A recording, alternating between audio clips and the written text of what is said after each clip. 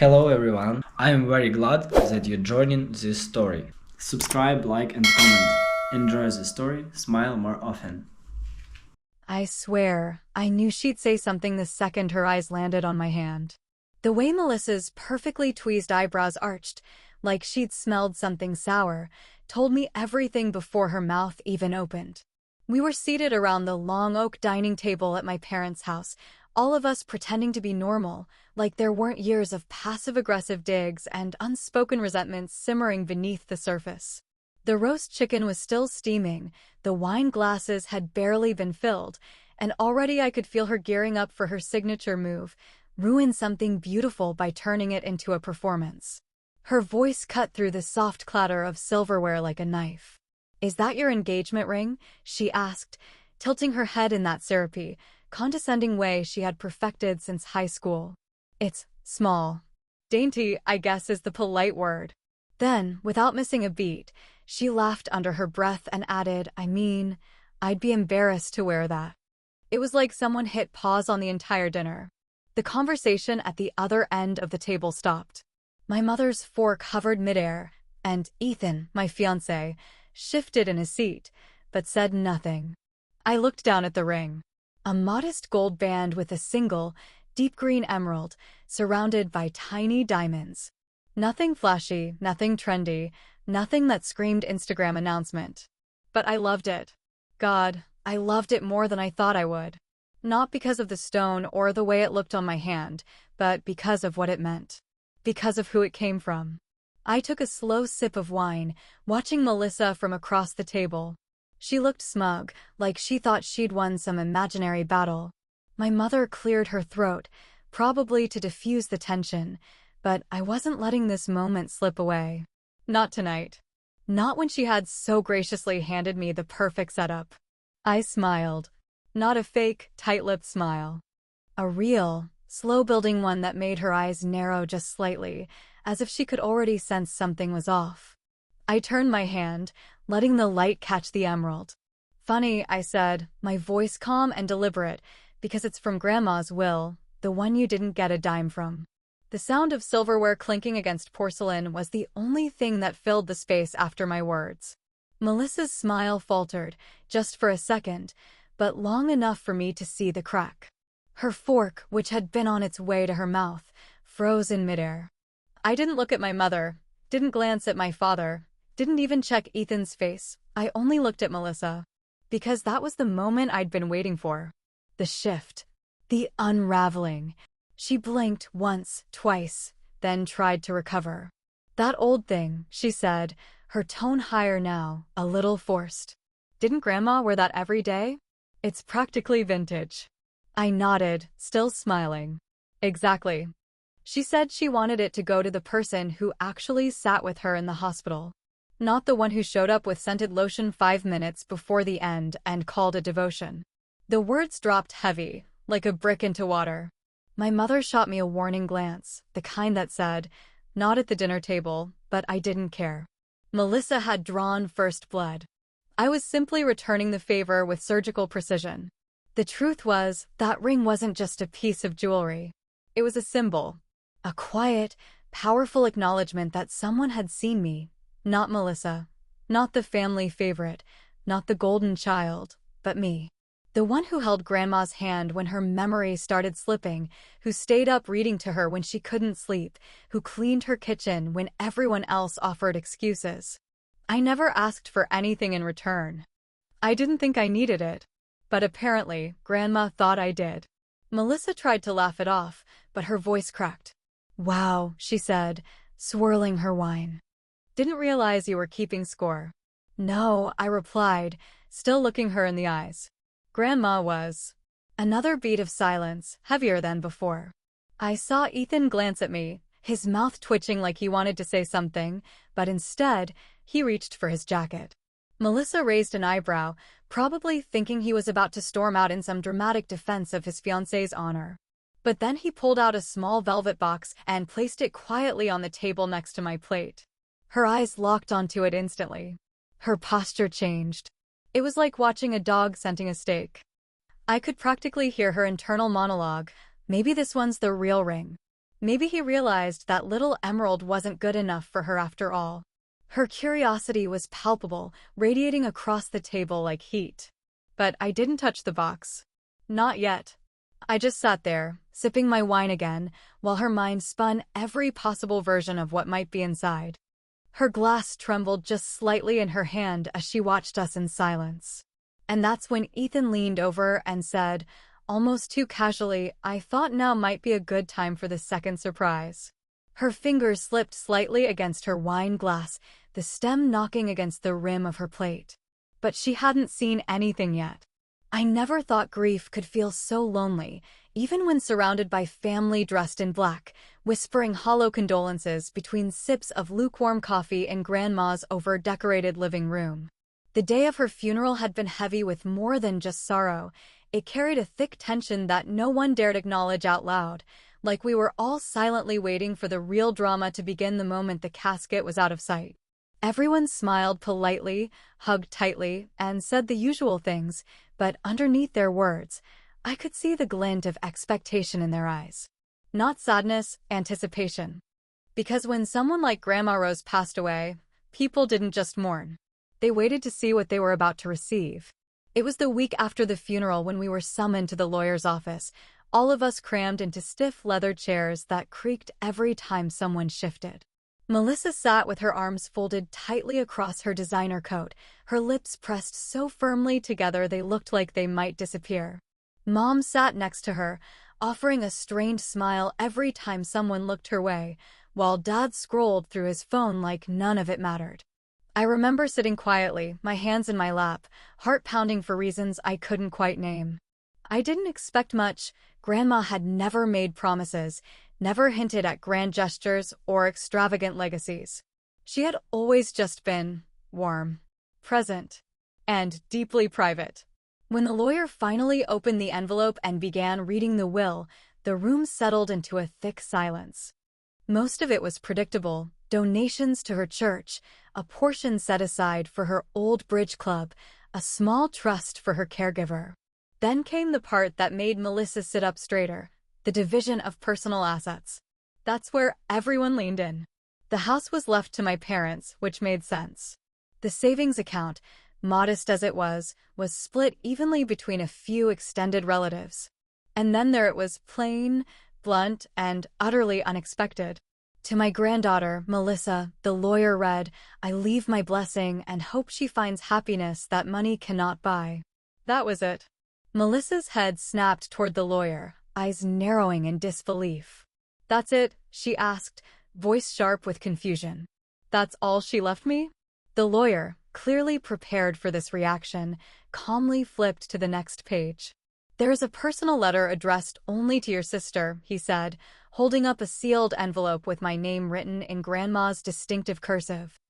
I could feel every pair of eyes in the room shift to me, their curiosity burning hotter than any grief. I took the letter with shaking hands, the weight of it somehow heavier than the paper should have allowed. I waited until I was alone in my car before opening it, heart pounding with a strange mix of guilt and anticipation. Inside, Grandma's words were written with shaky but deliberate strokes. She told me she had always seen how I carried the weight no one else noticed, how I never needed recognition to be kind, how I never asked but always showed up. She wrote about her regrets, the things she'd noticed over the years, but never said aloud. And then she told me about the ring, the emerald one she'd worn for decades, the one Melissa had always assumed would be hers. She said it belonged with me, not because of tradition, but because I had earned it in ways no one else understood. She ended the letter with something that still echoes in my mind. Some people inherit things. Others inherit truth. You've always been the latter. But I wanted you to have both. I sat in that car for what felt like hours, the ring in one hand, the letter in the other, trying to process the enormity of it all. Not the value, not the jewelry, but the recognition. The quiet validation that someone had seen me, really seen me, and thought I was worthy of more than hand-me-down affection and second-best attention. Melissa, of course, did not take it well. She stormed out of the lawyer's office, slamming the door so hard a picture fell off the wall. Later, she called my mother, crying and accusing everyone of plotting against her. She gets a ring and a letter, and I get a sentence, she screamed. What kind of sick joke is this? But it wasn't a joke. It was the truth. And for the first time in a very long time, I wasn't ashamed to sit with it. Tell me this, have you ever been treated like an afterthought by your own family? Like no matter what you do, someone else always gets the credit, the attention, the applause? I'm asking because I want to know I'm not the only one.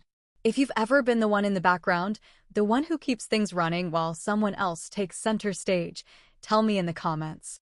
I want to hear your story too. Back at the dinner table, the air had turned colder, like someone had cracked a window in the middle of December.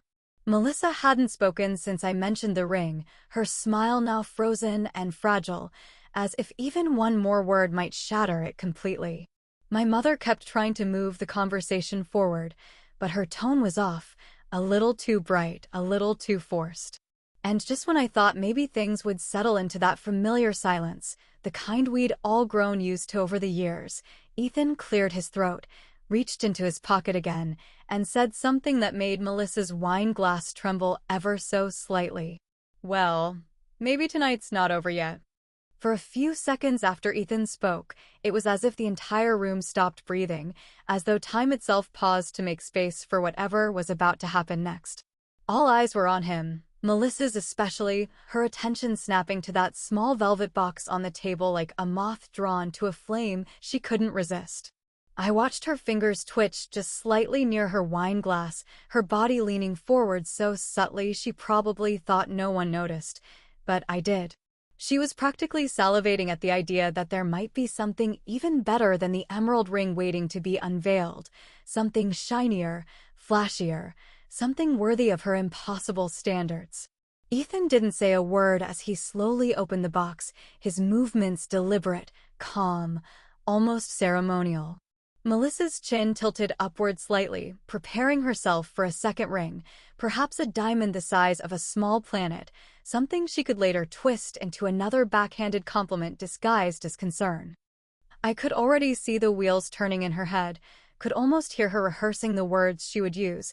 Now that's more like it, or, well, at least she upgraded. But the box didn't contain a ring. There was no sparkling diamond, no glittering bracelet, no heirloom necklace to flaunt or critique. Instead, resting on a black velvet cushion was something infinitely more ordinary and far more powerful, a single antique key. Brass, old, slightly tarnished, but unmistakably important. Its shape was ornate, almost delicate, with a small engraving at the base that even I hadn't noticed before. For a moment, no one said anything. Melissa blinked at the key, clearly trying to process the disconnect between what she expected and what she was actually seeing. Her lips parted, then closed again, as though her brain hadn't quite caught up with her mouth. Ethan finally broke the silence. This, he said, gently lifting the key from the box, was part of something Grandma left behind. Something she didn't want opened until after we got engaged. My heart jumped slightly at his words. Even I hadn't seen the key until now. He had kept it secret, just like Grandma had asked him to. I'd known there were layers to her will, private instructions that weren't read aloud in the lawyer's office, but this was unexpected, even for me.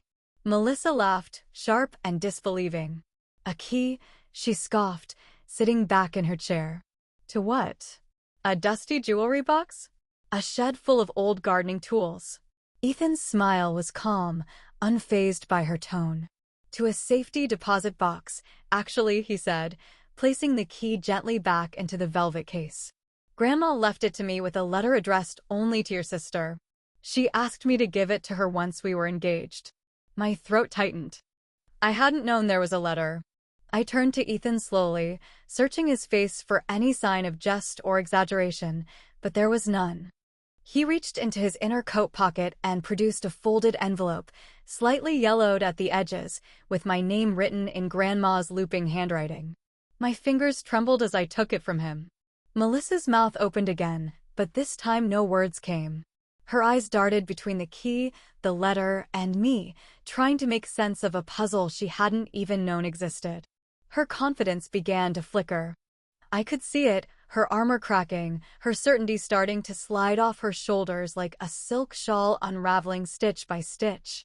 I opened the letter slowly, the familiar scent of lavender and paper drifting out as I unfolded the pages.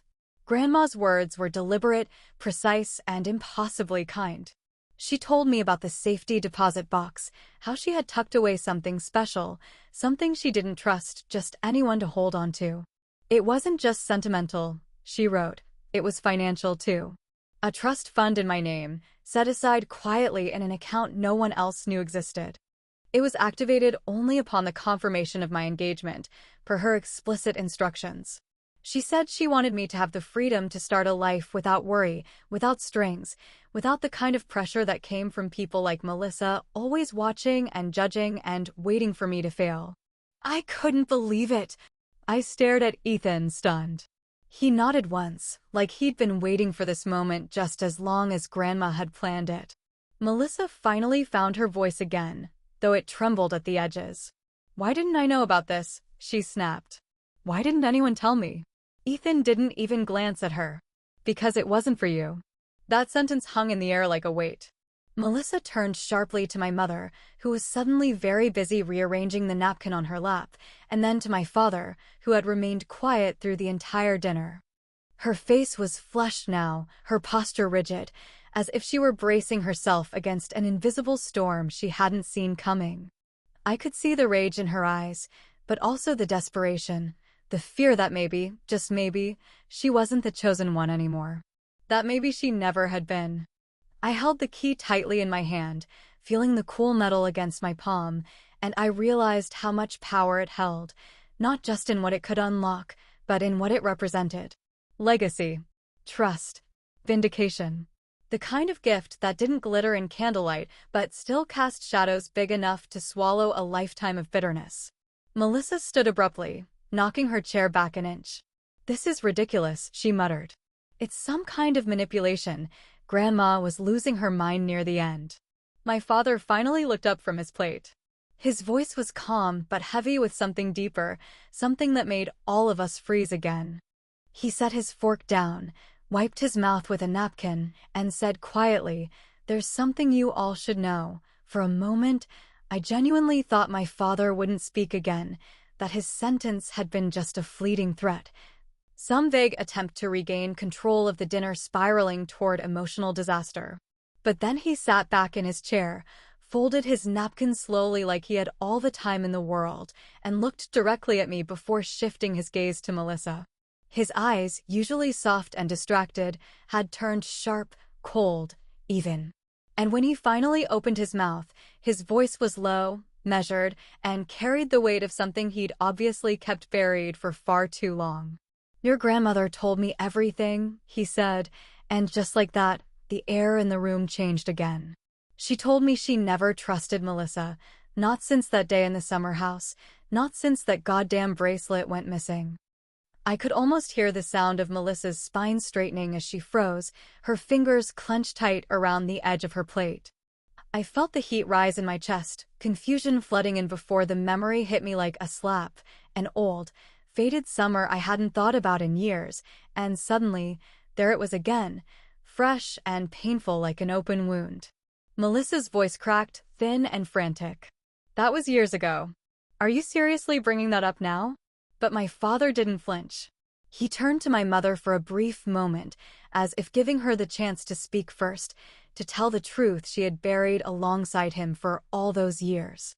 But she said nothing, only adjusted her napkin again like that damn cloth could somehow protect her from the weight of the truth. "I kept quiet because your mother begged me to," he continued, his words cutting deeper with every syllable.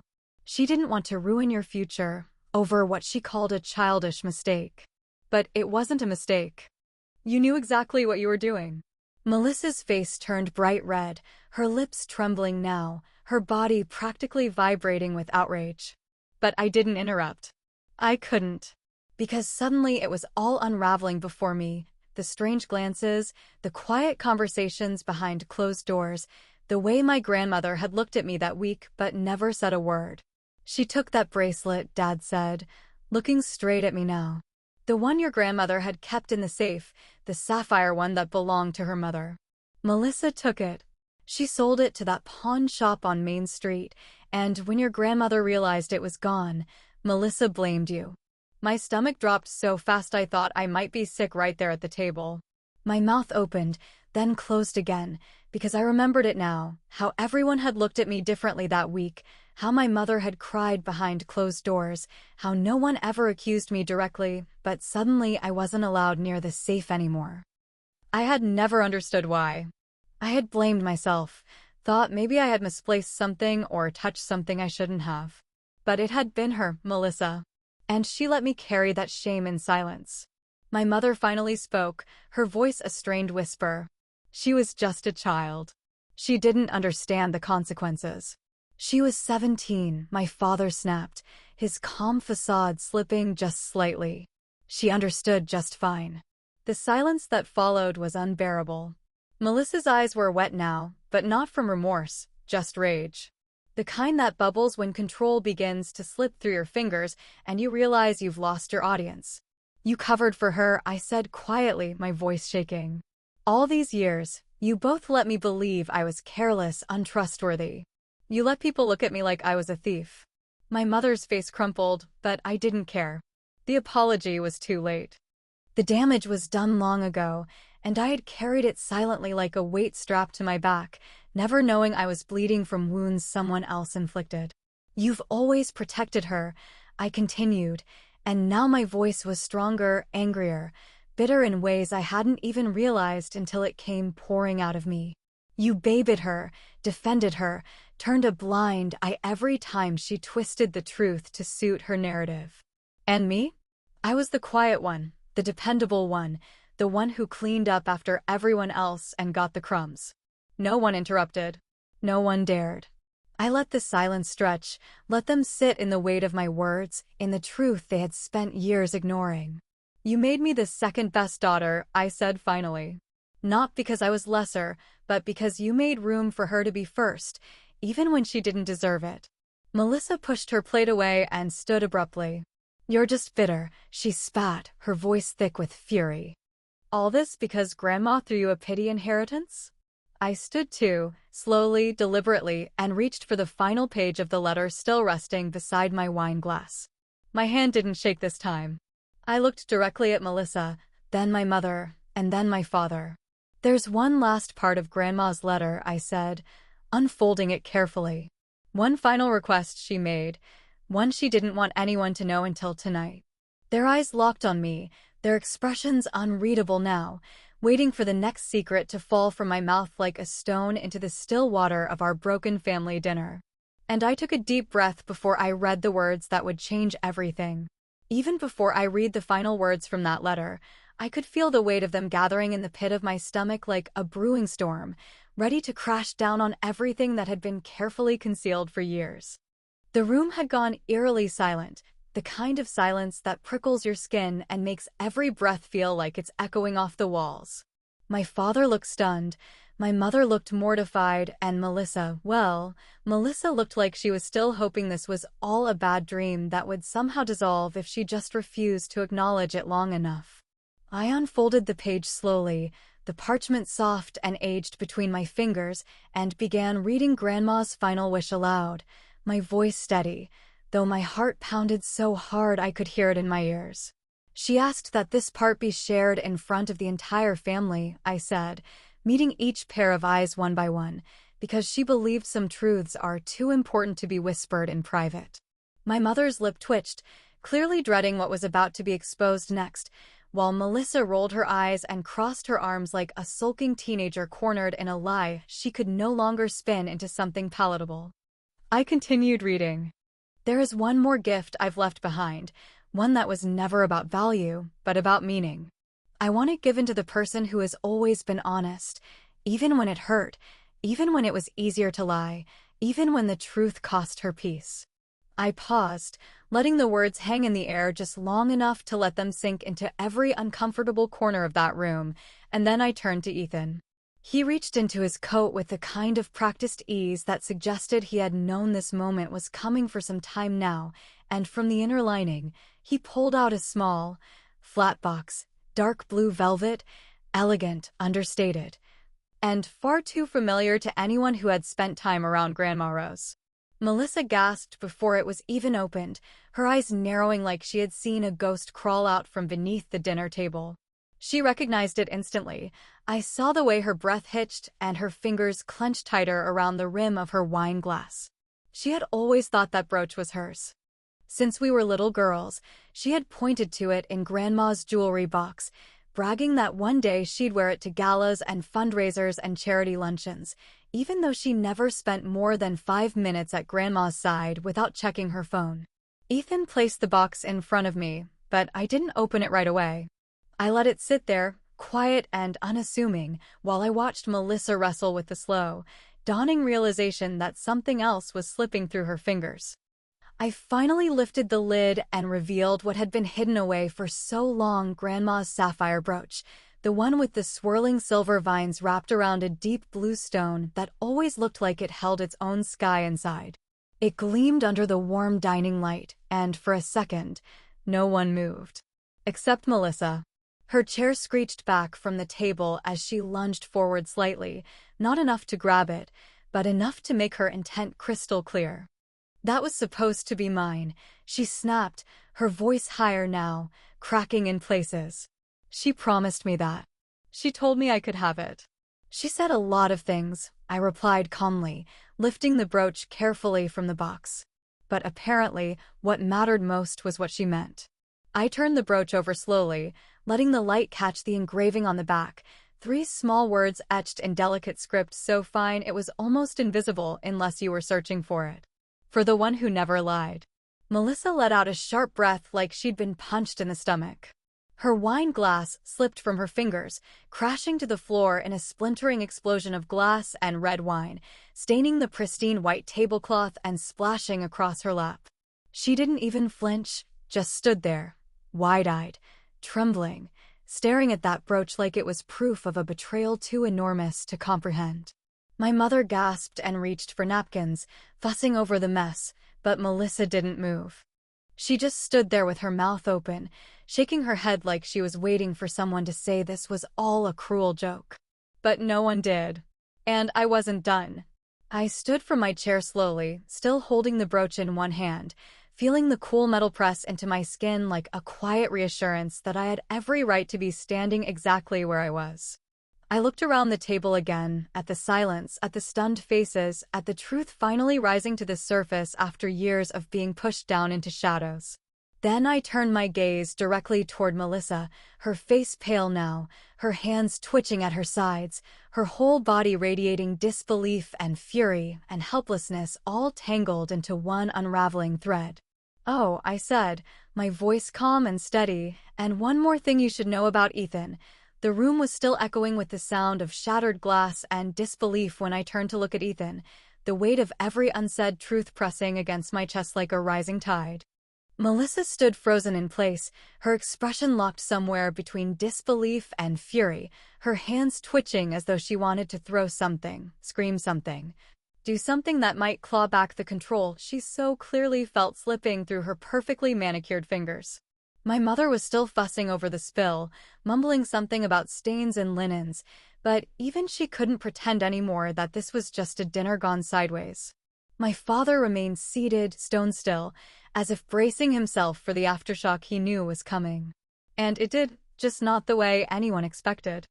I glanced toward Ethan, and he met my gaze with that quiet, steady look I had come to rely on over the months we had been together, the kind of gaze that didn't need words to carry weight. I felt my fingers tighten slightly around the brooch still resting in my palm, the engraved words pressing into my skin like a secret only now revealing its true shape. "Ethan isn't just my fiancé," I said slowly, deliberately, watching as the words landed like stones skipping across a glassy surface. "There's something else I didn't tell you all." Melissa scoffed, loud and bitter, arms crossed like a shield of brittle pride. "What now?" she sneered. "Let me guess. He's a prince in disguise?" I ignored her and continued.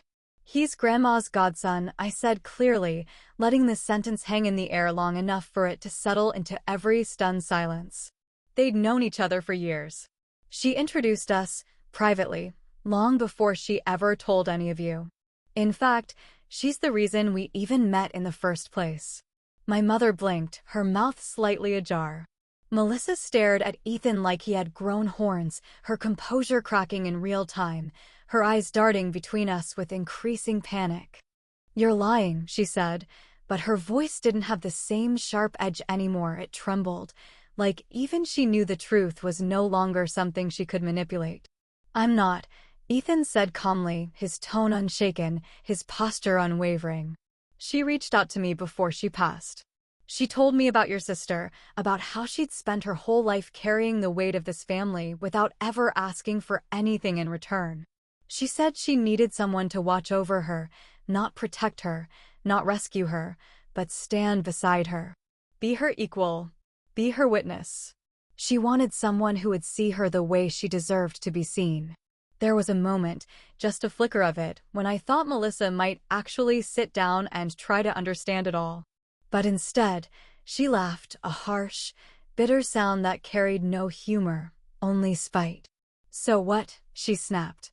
"This was all some twisted matchmaking scheme? A social experiment from the grave?" "No," I said, more quietly this time, but still steady. "It was a gift. The only kind she knew how to give. One built on loyalty and truth, not appearances and expectations." My father nodded faintly, as if finally understanding the bigger picture he'd been blind to for years, but my mother looked away, unable to meet my eyes. And Melissa, well, Melissa did what she always did when the narrative didn't bend in her favor. She stormed out. She pushed past her chair, her heels clicking sharply against the floor, her eyes burning with rage and humiliation.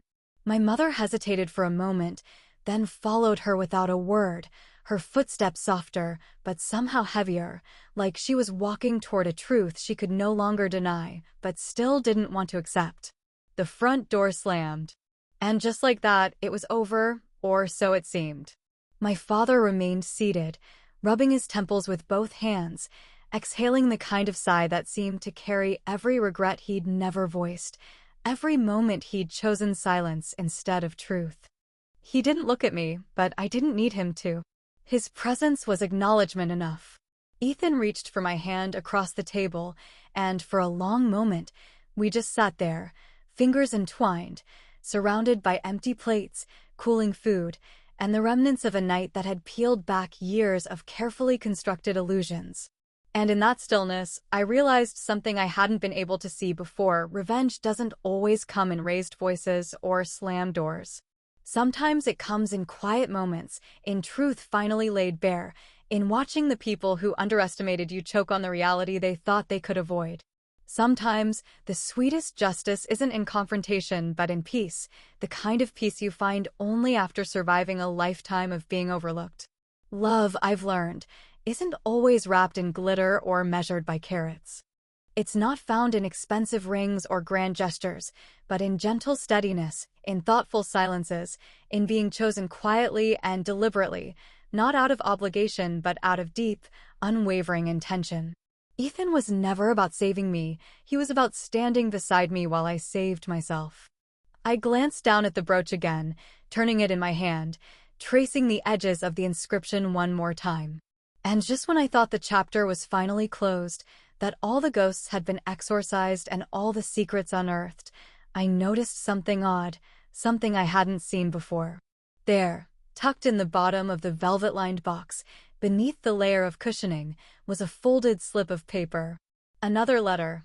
And in that moment, as my fingers brushed against the edges of the paper, a chill ran through me, not from fear, but from the certainty that Grandma's story, and maybe mine too, still wasn't finished.